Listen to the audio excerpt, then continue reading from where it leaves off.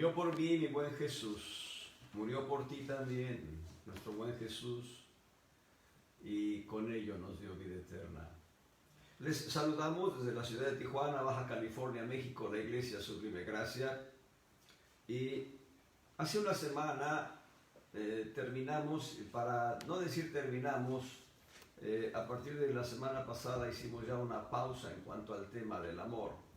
La semana pasada terminamos de agotar 7 principios específicos del amor.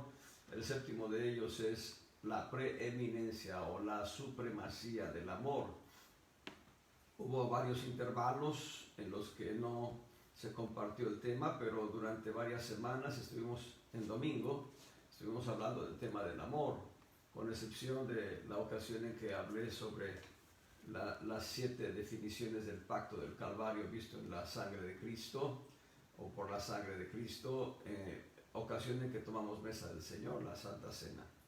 Y el domingo, hace 2 semanas, en que nos visitó el hermano Miguel Ángel Olivares de manera virtual, y salvo esas 2 excepciones, hemos visto el tema del amor en diferentes perspectivas, en diferentes líneas, y es un tema apasionante, yo diría abundante también. El amor de Dios es Dios mismo, conocer el amor de Dios es conocer a Dios, y nunca terminaremos de conocer a Dios, nunca terminaremos de comprender el amor de Dios. Sin embargo, tendremos que esforzarnos en seguir conociendo este amor precioso.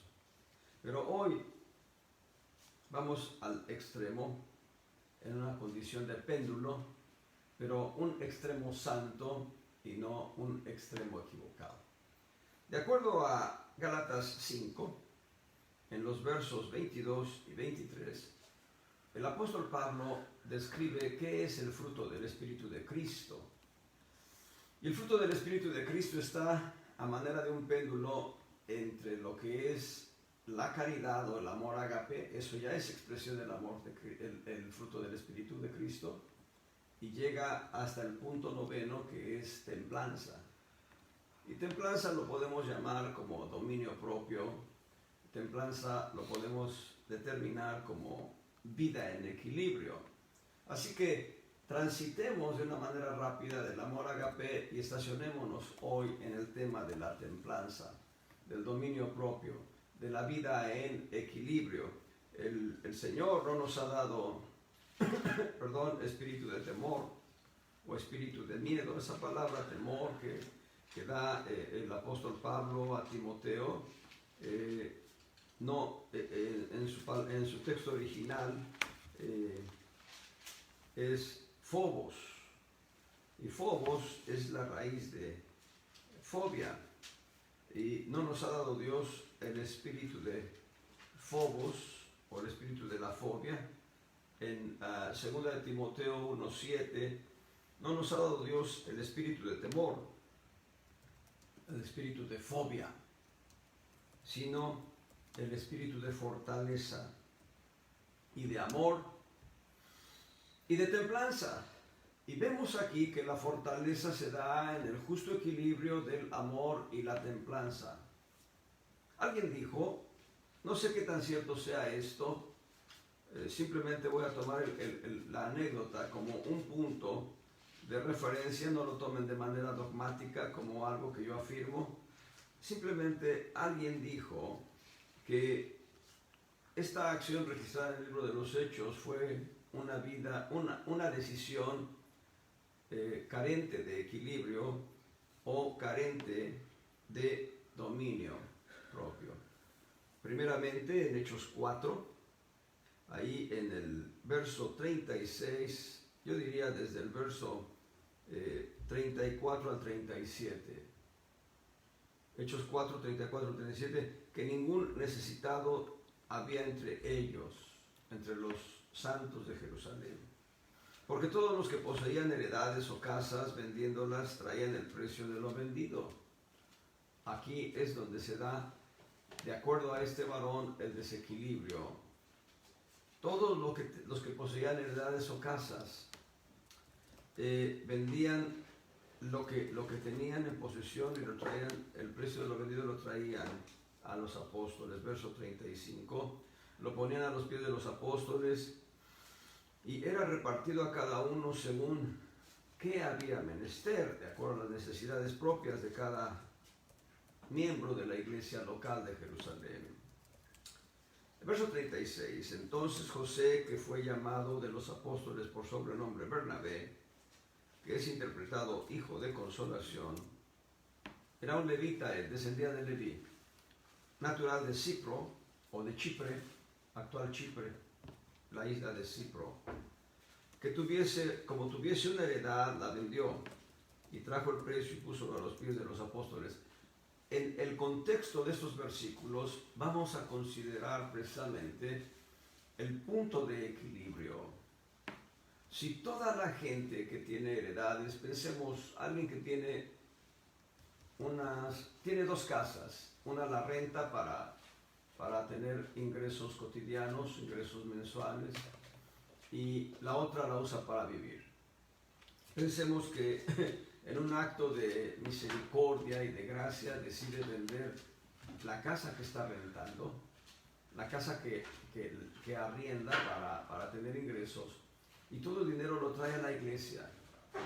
Yo diría, temporalmente ese dinero será una bendición, pero una vez que se agote ese dinero, también se habrá agotado el valor de aquella casa, y entonces quien obtenía rentas de esa casa ya no tendrá esa renta, pues la vendió.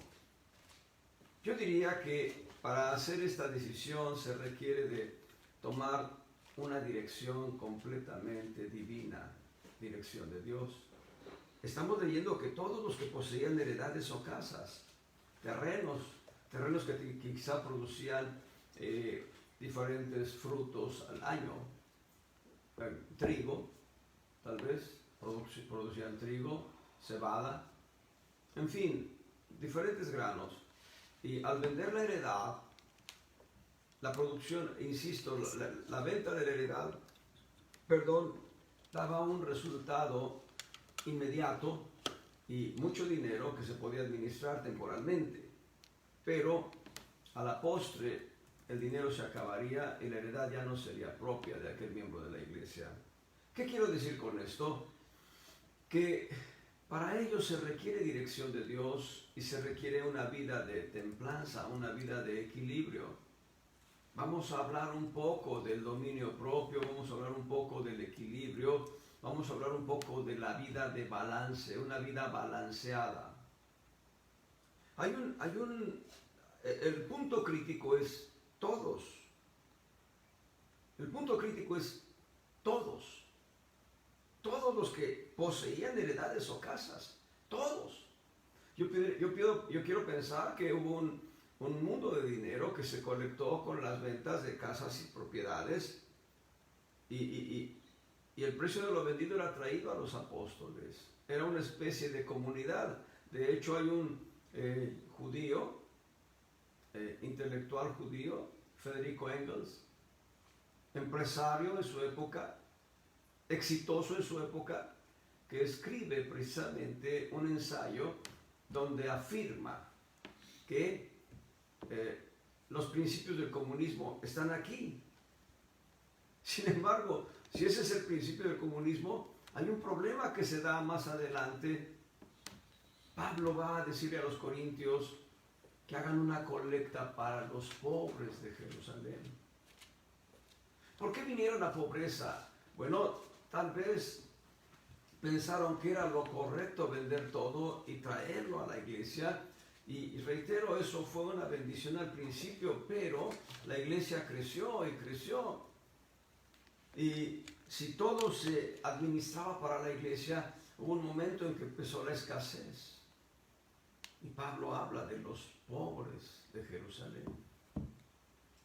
Yo creo personalmente que lo hecho por Bernabé fue lo correcto, pero hablo de Bernabé como individuo, en tanto que lo que hace la iglesia cuando dice todos los que poseían casas y heredades. Decía aquel varón, y yo ya estoy tomando correcto, porque años después vino una escasez mayor. De hecho, Agabo, un profeta de Dios, anunció un tiempo de escasez y hambre que vendría a la tierra. Un día tenemos que hacer un estudio de esos anuncios bíblicos de la sequía. Hay una sequía con Abraham, hay una sequía con Isaac, otra sequía con Jacob, pero después hay otro tipo, hay otras sequías anunciadas a lo largo de la historia de Israel, y Agabo anuncia una de ellas en el libro de los Hechos precisamente. Y cuando se da esta sequía y cuando se da esta hambruna, bueno, Pablo se acuerda de los pobres de Jerusalén. Yo pienso, y más que pensar, quiero sustentar esta afirmación en la Escritura. Si tú has tenido en tu corazón que debes vender todo lo que tienes y traerlo a la iglesia, yo te diría, recibe dirección de Dios. Preséntate delante de Dios y dile, dame 6, 7 testimonios de que debo hacer esto, para que cuando Dios te lo dé, lo hagas con la certidumbre de que viene de Dios. Y tengo también la certidumbre de que si Dios te lleva a ello, Dios te sustentará abundantemente. Pero no todos deben hacer esto, y es la convicción que yo tengo, sino solamente aquellos que a la manera de Bernabé vieron la perspectiva futura de su vida.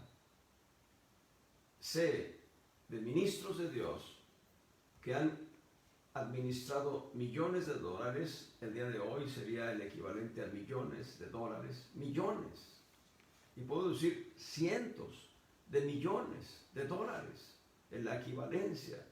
George Mueller es uno de ellos, y sabe que George Mueller no invirtió en la bolsa, no invirtió en instituciones financieras. Es más, George Mueller no tenía dinero para empezar nada en absoluto, sino que George Mueller se movió por la fe y él pudo levantar varios orfanatos y administrarlos con la riqueza divina, la riqueza de Dios, y recibir donaciones y siempre estar expectante de lo que Dios habría de proveer. George Mueller caminó en este principio, véanlo. Vamos al extremo, porque nosotros debemos vivir una vida de equilibrio, no una vida de péndulo. Ahí en Malaquías capítulo 3, en el verso 10, dice algo muy importante. Traed todos los vivos al alfolí, y haya alimento en mi casa. Ahora vean esta expresión que continúa. Esto es punto de equilibrio.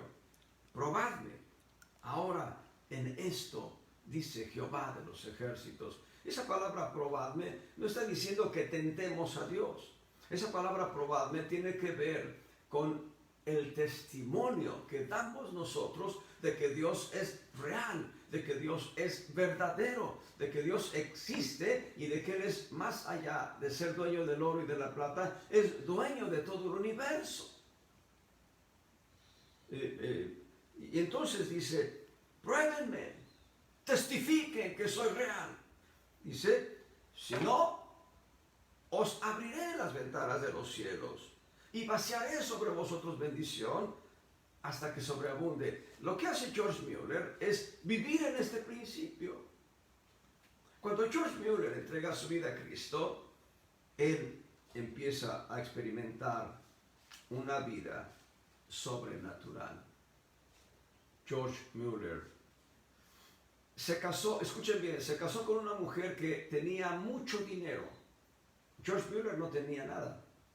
George Mueller, su esposa, quien vino a ser su esposa, antes de ser su esposa, era una mujer en una condición de desahogo, con muebles preciosos y costosos y con vestidos costosos. Tenía un closet lleno de ropa, esa mujer, una mujer virtuosa. No dije nada extraño. ¿Por qué dije una mujer virtuosa? Ella era una mujer rica. Pero cuando George Mueller se casa con ella, y ve todo lo lujoso que en que ella vive, le dice, no debes tener todo esto tú, porque yo nunca podré sostener este ritmo de vida para ti. Ella amaba a George Mueller, pero antes de amar a George Mueller, ella amaba a Dios. Así que se deshizo de todos sus vestidos, se deshizo de todos sus muebles, se deshizo de todo lo que era suyo en cuanto a riqueza y empieza a vivir una vida sobrenatural con George Mueller.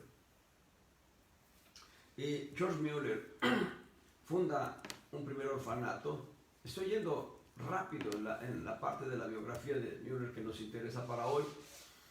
Y después otro, y después otro. Y él, en esos orfanatos había cientos de niños de la calle que eran traídos para ser no solo alimentados con el pan cotidiano, sino alimentados con la palabra de Dios. Y de aquellos orfanatos donde hubo cientos de personas, salieron gente para testificar el Evangelio de Cristo. Esos orfanatos tenían empleados. Algunos eran voluntarios, pero otros eran empleados con sueldo. Y George Mueller no trabajaba secularmente. George Mueller no trabajaba en manera alguna, excepto en lo espiritual, y tenía un tiempo de oración. La anécdota que se cuenta de que la reina Victoria vino a visitarle y ella dijo, no puedo atender a la reina porque estoy con el Rey de Reyes ahora mismo. Y George Mueller, aquella mañana que se levanta y le dicen los empleados de uno de los orfanatos, hoy no hay alimento para los niños.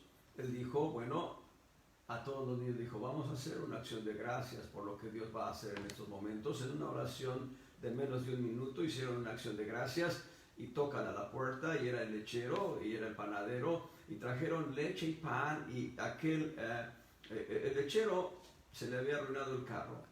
El panadero le habían devuelto el pan en el palacio real porque no lo aceptaron, así que todo el pan y toda la leche que podía echarse a perder, el pan que había sido rechazado por la reina o por la gente encargada, alimentó a aquellos niños.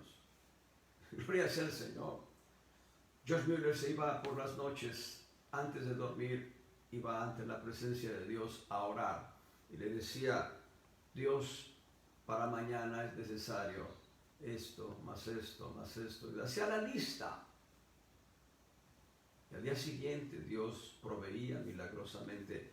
Pero esa manera de vivir así, solamente te la va a dar Dios a ti. Dios no quiere que tú camines en una situación de pobreza, a menos que Dios te haya traído esa condición. No quiero hablar de prosperidad, porque esa es una doctrina demoníaca. Pero quiero establecer que Dios quiere que tu vida sea una vida que en lo espiritual prospere y que en lo anímico prospere y que nunca tengas escasez de pan, que no vendas tu heredad de una manera automática, excepto solamente si Dios te lo dice.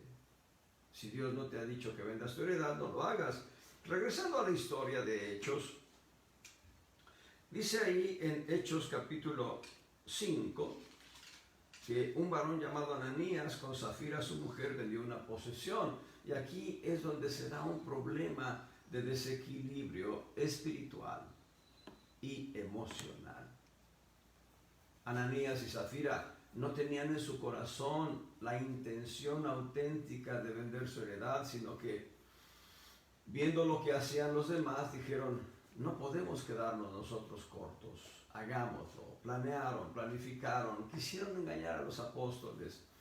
Pedro les va a decir a cada uno por separado que su mentira no fue hacia ellos, hacia él como hombre, sino su mentira fue hacia Dios, hacia el Espíritu Santo.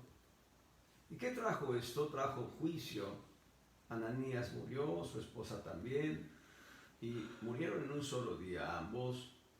Pero, ¿qué fue su beneficio? No hubo beneficio, hubo juicio. Por eso es importante tener una vida de justo equilibrio, una vida de dominio propio, una vida de templanza, una vida de balance. Si tú tienes la fe de George Mueller, adelante, gloria al Señor, Dios te va a respaldar. Podemos hablar testimonios como estos y muchos más, el de William Carey, el de Adoniram Judson, tantos testimonios de gente que de la nada, con un penique en la bolsa, con un centavo en la bolsa, administraron millones, el equivalente a lo que hoy sería millones de dólares. William Carey levanta la obra misionera en la India y Adoniram Judson en otra provincia cercana, ahorita no recuerdo cómo se llama, pero ellos van a hacer una obra a partir de cero. Y es diferente. Es diferente, vayamos a los mismos testimonios que pueden ser desequilibrados y que han provocado muerte por causa de que los líderes son líderes de sectas, no de iglesias cristianas. Aquel hombre de apellido Jones que defraudó a todos sus seguidores y ya tenía abultada la cuenta con millones de dólares, murió asesinado por uno de sus seguidores cuando él indujo a un suicidio colectivo. Eso es del diablo, eso no es de Dios. Que Dios reprenda al diablo. Tu vida debe ser una vida de equilibrio y por tanto el consejo de Dios es: no dejes tu empleo, no vendas tus heredades, pero el día que Dios te diga es tiempo de que dejes de trabajar, entonces dile: dame más testimonios para hacerlo, Señor. O el día que Dios te diga: hoy es necesario que vendas esto y que lo lleves a la iglesia para estos fines, es hasta ese momento en que tú tienes que hacerlo, pero vuelvo a pedirte que le pidas a Dios diferentes testimonios, no un testimonio, diferentes testimonios. Nosotros necesitamos vivir una vida de balance y de equilibrio porque estamos expuestos a muchas tensiones. Ananías y Zafira fueron expuestos a la tensión que provocaba que muchos santos vendieran sus heredades, sus tierras, sus casas, que Bernabé mismo vendiera todo lo que él tenía. Yo pienso que Bernabé sí actuó en la dirección de Dios, de los otros no lo puedo afirmar, tampoco lo niego, pero Ananías y Zafira no actuaron conforme al consejo de Dios. Pedro lo va a decir puntualmente: si no vendías la heredad, se te quedaba a ti. Y si vendías la heredad, el dinero era tuyo, tú tenías decisión sobre el dinero. Y a veces nosotros nos movemos fuera de equilibrio. Vean un caso en el que el balance o el equilibrio fue un éxito total. Una vida de equilibrio, una vida de balance, un dominio propio, dominio sobre las circunstancias, dominio sobre las tensiones, sobre las presiones. Dice ahí en Génesis 22, verso 1. Aconteció después de estas cosas que tentó Dios a Abraham y le dijo: Abraham. Y él respondió: heme aquí. Verso 2. Génesis 22, verso 1, ahora el verso 2. Y dijo, Jehová le dijo, el Señor le dijo: toma ahora tu hijo, tu único, Isaac, a quien amas, y vete a tierra de Moriah. Y quiero subrayar esto: y ofrécelo ahí en holocausto. Ofrécelo ahí en holocausto, sobre uno de los montes que yo te diré. La palabra es categórica, debe ser Isaac, no Ismael. Y además de ello, debe ser entregado en holocausto. La palabra holocausto nos refiere a una ofrenda del todo quemada. Y para quemar la ofrenda necesitamos primero degollar a la víctima. Vayamos al siguiente punto, verso 9. Perdón, todavía no doy ningún punto sobre vida de equilibrio, estoy en la introducción. Pero vayamos a la acción de Abraham, en el verso 9, Génesis 22, 9. Como llegaron al lugar que Dios le había dicho, edificó allí Abraham un altar y compuso la leña y ató a Isaac su hijo y púsole en el altar sobre la leña. Verso 10. Y extendió Abraham su mano y tomó el cuchillo para degollar a su hijo. Perdón, hasta aquí estamos en el punto en que Dios ha hablado a Abraham y Abraham está caminando en fe, en obediencia, en sometimiento al señorío divino, está caminando en una expectativa de algo que Dios va a hacer. Esto es, sacar de entre los muertos a Isaac, de las cenizas darle un cuerpo nuevo. Eso es la expectativa de Abraham. Sin embargo, en el verso 11 viene una reacción. Dios sabía que Abraham entregaría a Isaac en holocausto. Abraham no lo sabía. Dios lo sabía, pero Abraham tenía que llegar a ese punto para mostrarle a Dios, mostrarse a sí mismo que sí tenía fe en Dios. En el verso 11, entonces el ángel de Jehová le dio voces del cielo y dijo, Abraham, Abraham. Y respondió, heme aquí. Verso 12, y dijo, no extiendas tu mano sobre el muchacho ni le hagas nada, que ya conozco que temes a Dios, pues que no me rehusaste tu hijo, tu único. Y lo que estaba buscando Dios ya lo sabía, pero lo que estaba buscando Dios era poner un testimonio indeleble, un testimonio que no se borrase jamás en el corazón de Abraham, de que Abraham era un hombre temeroso de Dios, un hombre con temor de Dios. Ahora, voy a decirte lo que hace un fanático y luego vemos lo que hizo Abraham. El fanático dice, no, si Dios me dijo que lo sacrifique, lo sacrifico. Y ¡pum! Vale. Eso es lo que hace un fanático. Le cortaría el cuello al hijo hasta que se desangrara y muriese. Pero Abraham pudo escuchar la voz de Dios. De hecho, Abraham había empezado a escuchar la voz de Dios y fue creciendo en su sentido del oído espiritual para poder discernir cuándo le hablaba a Dios y cuándo no. ¡Aleluya! Esto es muy precioso porque la vida de equilibrio, la vida de balance, la vida de dominio propio, la vida de templanza, es indispensable en nosotros. Nosotros debemos vivir una vida de equilibrio porque eso es el justo balance que Dios quiere en nosotros. El Señor Jesucristo vivió una vida de equilibrio, una vida de templanza, una vida de dominio propio, y Dios quiere que nosotros expresemos ese dominio propio. El fanático habría degollado al hijo y le habría prendido fuego, pero desde el momento en que el fanático degollase al hijo, estaría en total desobediencia y en total rebelión a Dios. Abraham supo escuchar la voz del ángel del Señor. El ángel del Señor es Cristo.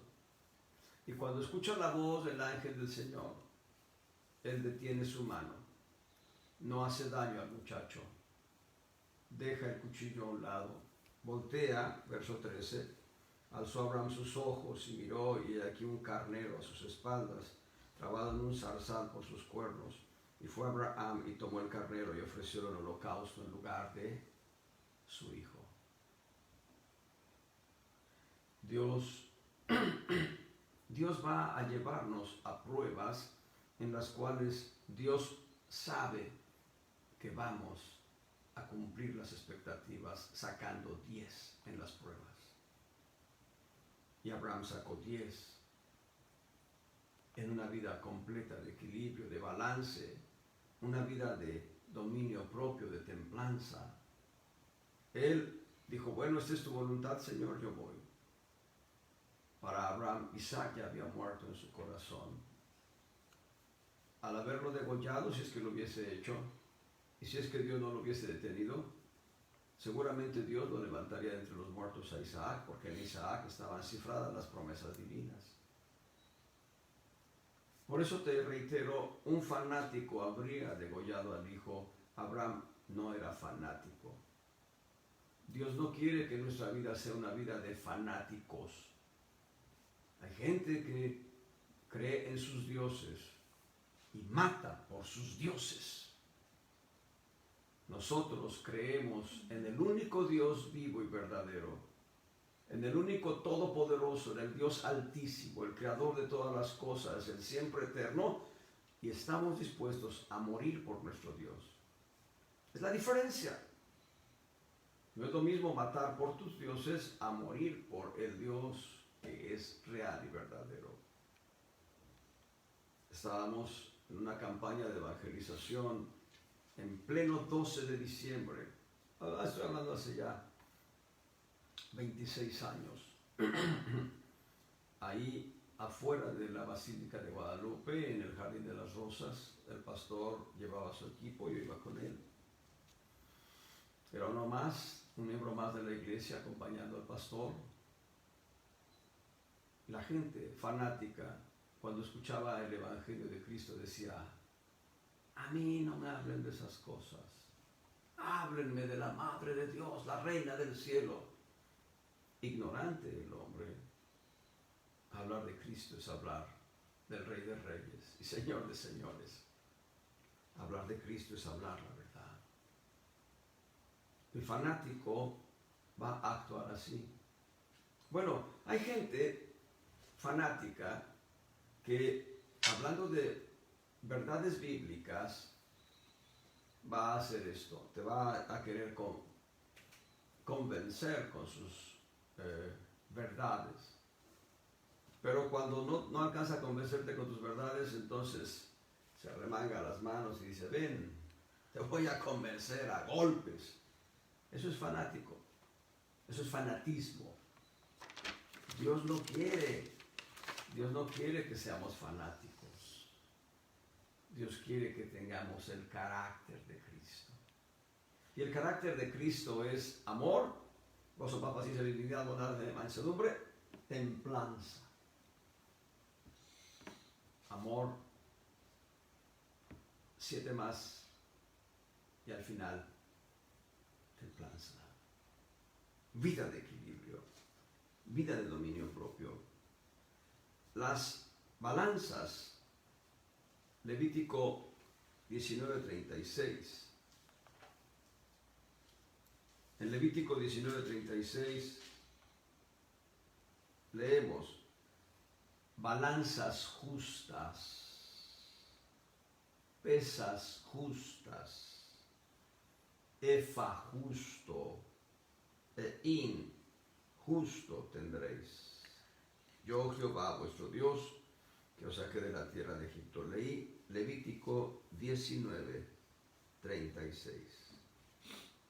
Balanzas justas, pesas justas, efa justo.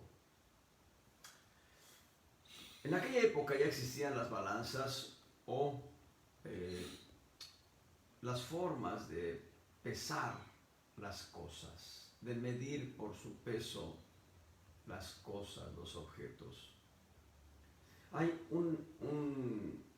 una balanza que tiene una barra horizontal, tiene 2 extremos, en cada extremo cuelga un plato y en la parte media, exactamente en la parte media de esa barra en la cual cuelgan los platos, obviamente la barra está en un soporte que sostiene la barra y el soporte tiene un juego para que el peso mueva con total libertad las balanzas, pero en la parte intermedia, en ese juego específico del soporte, está lo que se conoce como el fiel de la balanza, fiel de la balanza. Y la palabra fiel, que tiene que ver con fe, nos habla de la certidumbre del equilibrio entre los dos platos. Por eso es fiel, porque nosotros requerimos aplicar fe. Y Dios está diciéndole a su pueblo, a Israel, que debe moverse con balanzas justas. Si tú tienes un negocio en el cual vendes grano, Dios te llama a que vendas peso justo, que 1 kilogramo sean auténticamente 1000 gramos de peso. Hay quienes venden con pesos de kilogramos de 900, 950, y esa diferencia es un robo, es un robo, es un fraude. Fraude, la palabra fraude del latín, fraudis. Fraude significa engaño. Fraudis significa engaño. Entonces, vender con balanzas alteradas es fraude. Yo me acuerdo, yo era un niño y mi mamá me mandaba por el mandado a comprar queso, a comprar esto, a comprar otro.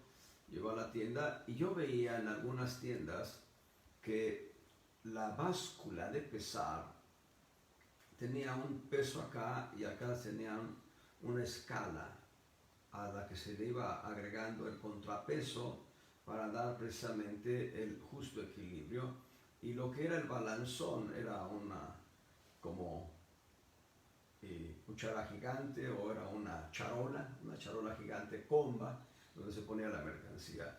Pero yo llegué a ver que en esta parte específica de la masa de acero que daba precisamente el equilibrio contra la barra de medición, a veces le ponían un peso o una moneda, más que un peso, una moneda a los tenderos. Eso significaba que estaban defraudando el peso o el valor de esa moneda en peso, pues en gramos.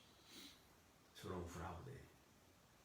Las básculas tienen que ser revisadas periódicamente por inspectores para corroborar que están vendiendo, lo correcto. Y eso sucede en todo tipo de mercancías, en el gas, la gasolina, el diésel, todo tipo de mercancías, granos, cualquier otro tipo de mercancía que se vende por peso, por medida, debe ser medida justa. Quienes no lo hacen están defraudando, y eso es pecado.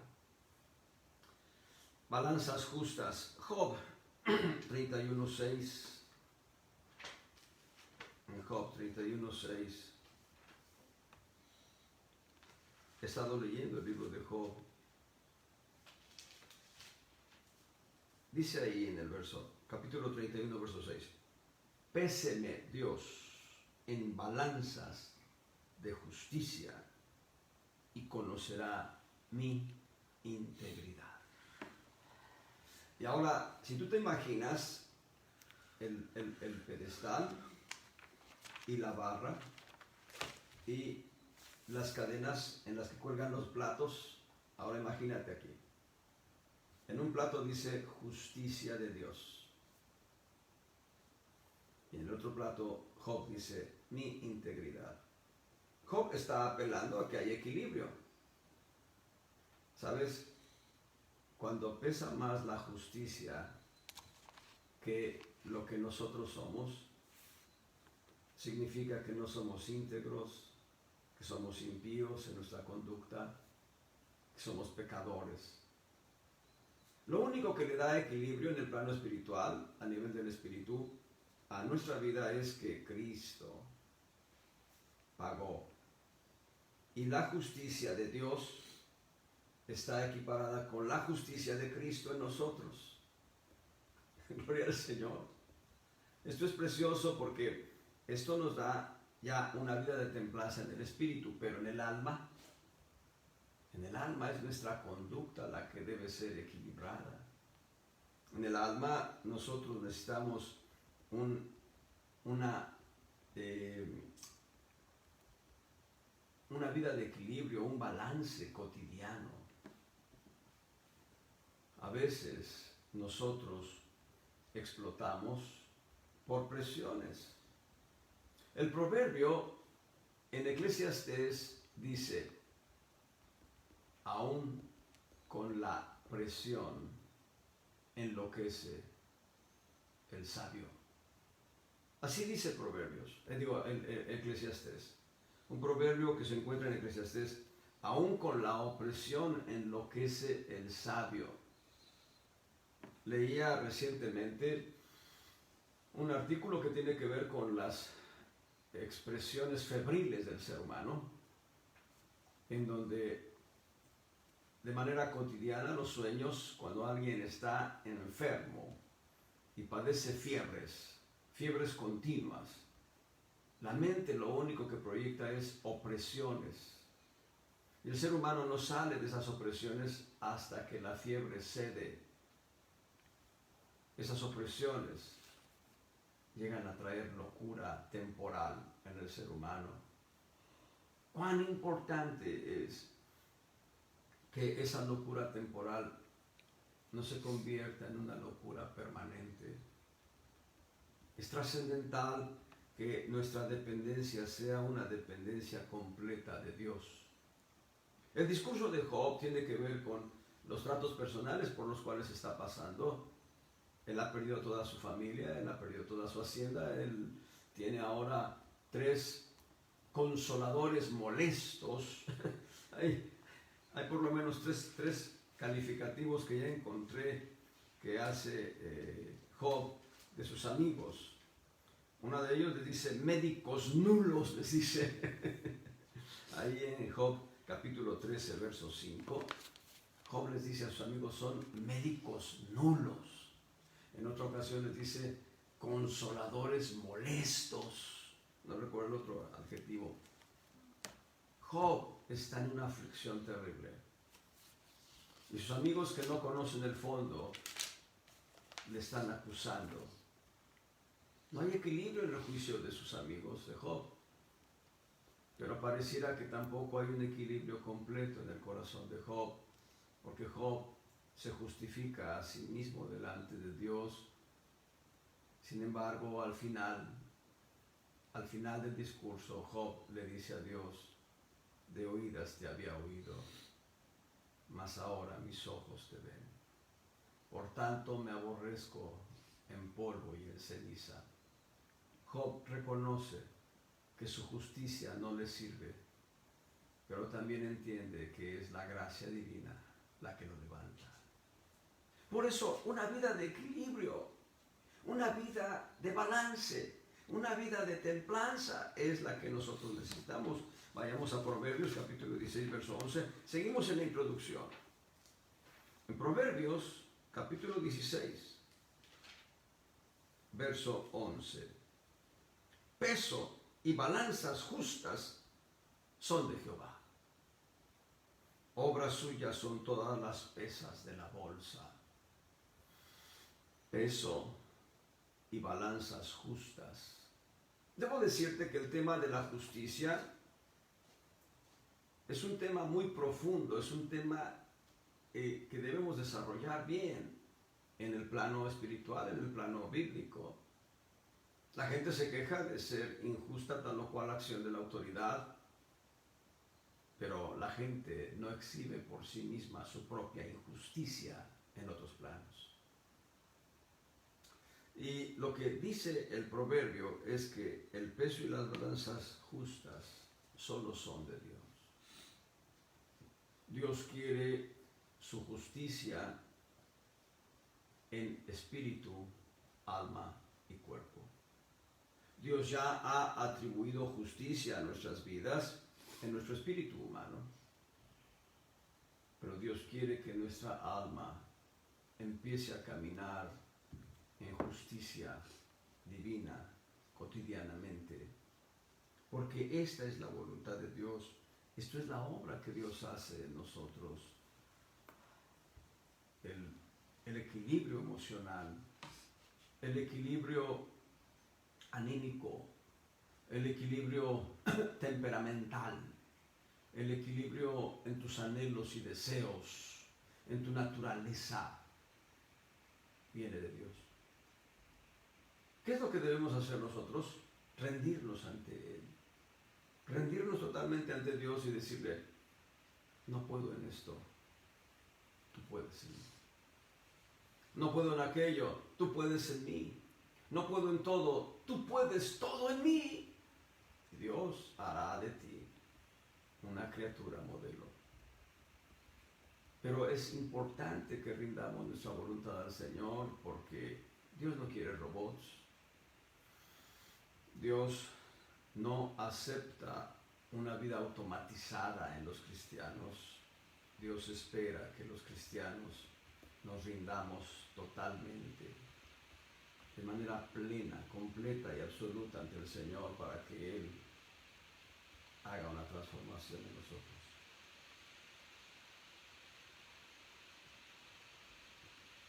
Isaías 46:6.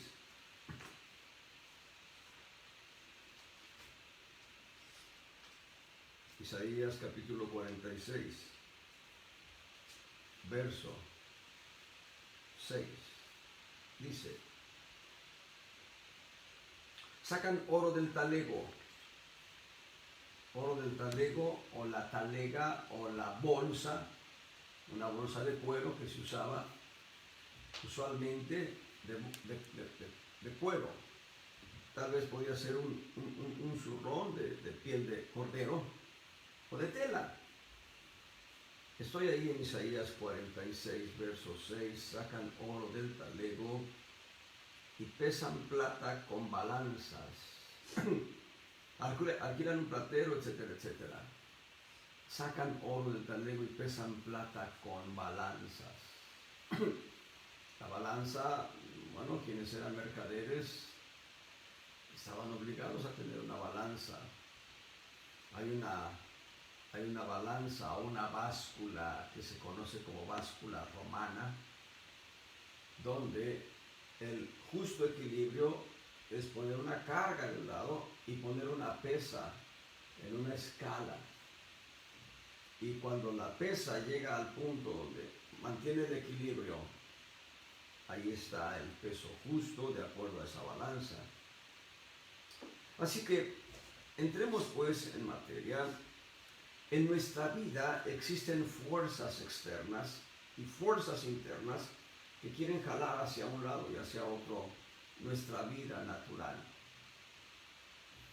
Un ejemplo práctico de ello es que en nuestra vida pasada, antes de venir a Cristo, teníamos malos hábitos.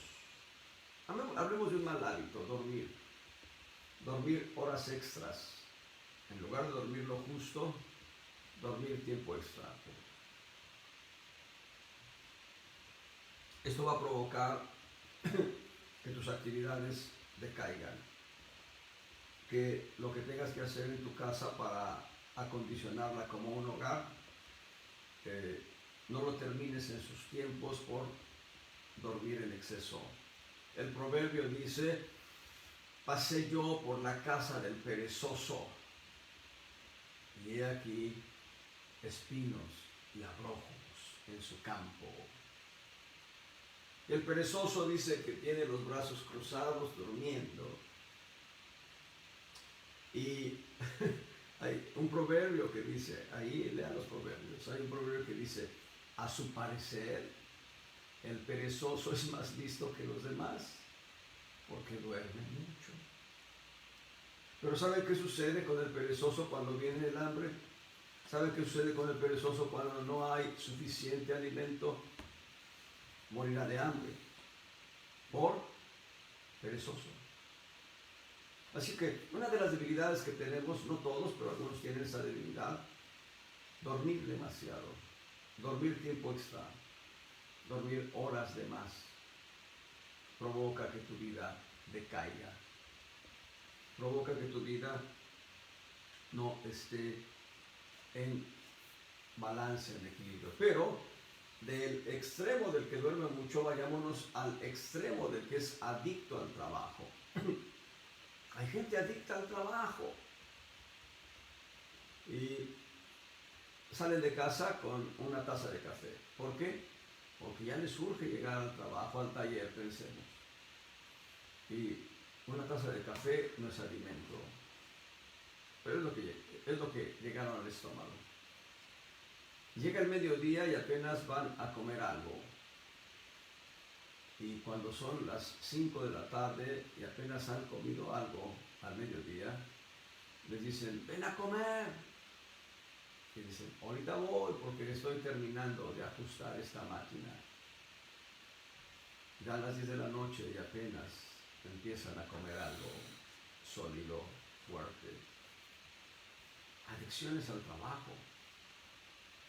¿Saben qué se decía de un alto funcionario?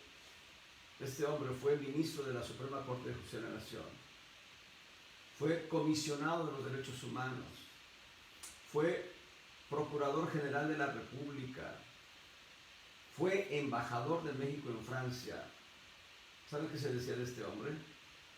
Que era tan intenso para trabajar que no se le veía el rastro.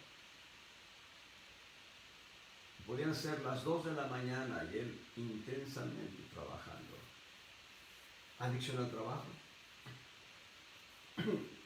Debe haber una vida de equilibrio, de balance. El Señor nos habla de aquel hombre que atesoró tanto y dice, alma, gózate y alégrate, tienes mucho. ¿Qué haré con tanto grano? Dice él. Ya sé lo que haré. Voy a construir mis alfolíes más grandes y tendré grano para vender y atesoraré mucho dinero. Y le dice la respuesta divina, necio. Era un hombre necio porque no vivía en equilibrio. Esta noche vuelven a pedir tu alma, esto es, ya la habían pedido antes y él la libró. Y lo que has atesorado, ¿para quién será? Salomón habla del hombre que trabaja mucho y que atesora para 10 generaciones. Y dice Salomón, todo eso es vanidad y aflicción de espíritu. Que el hombre coma y beba lo que es suyo es justo. Así que debemos tener una vida de equilibrio. Hay tensiones muy fuertes en estos momentos. La salud, frente a el reto y el riesgo de ser contagiado por una enfermedad que se maneja publicitariamente muy angustiosa. Yo diría, en mi persona, no quiero que lo tomen como un dogma, por favor, esta parte sí quiero establecer. En mi persona, solamente mi persona. Y para no ir a mi persona, porque no se escandalicen algunos, quiero ir más bien a Filipenses y darles el consejo que da Pablo a los filipenses. Pablo está en una disyuntiva. Él dice, no sé qué hacer, estoy en Filipenses capítulo 1. Filipenses capítulo 1, versos 20 al 23.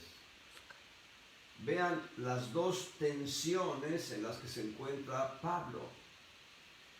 Dice el verso 20, conforme a mi mira y esperanza que nada seré confundido, antes bien con toda confianza, como siempre.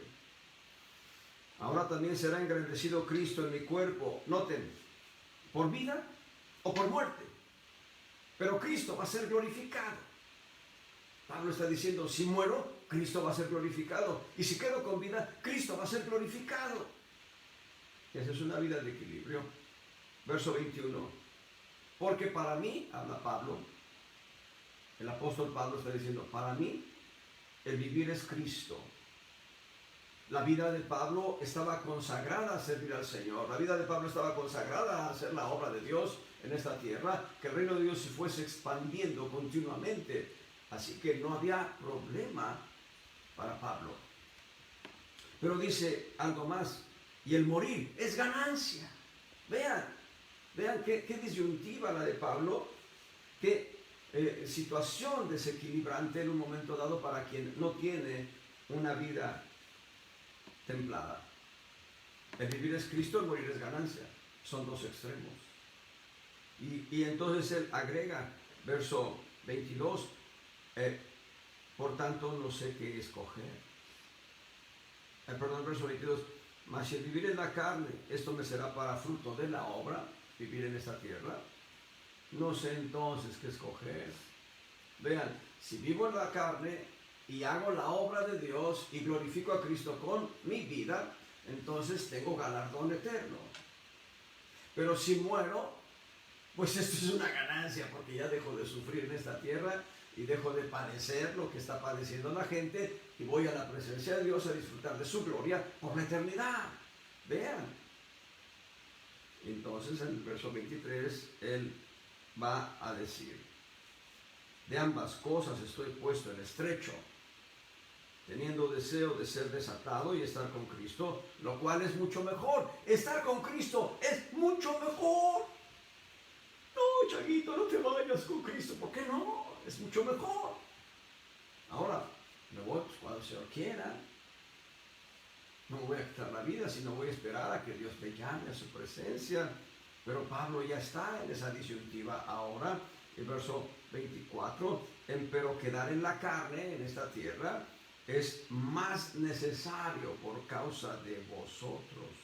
Verso 25, y confiado en esto sé que quedaré, que aún permaneceré con todos vosotros para provecho vuestro y gozo de la fe. Vean la tensión entre ir con Cristo y estar en la obra, lo lleva a un punto de equilibrio.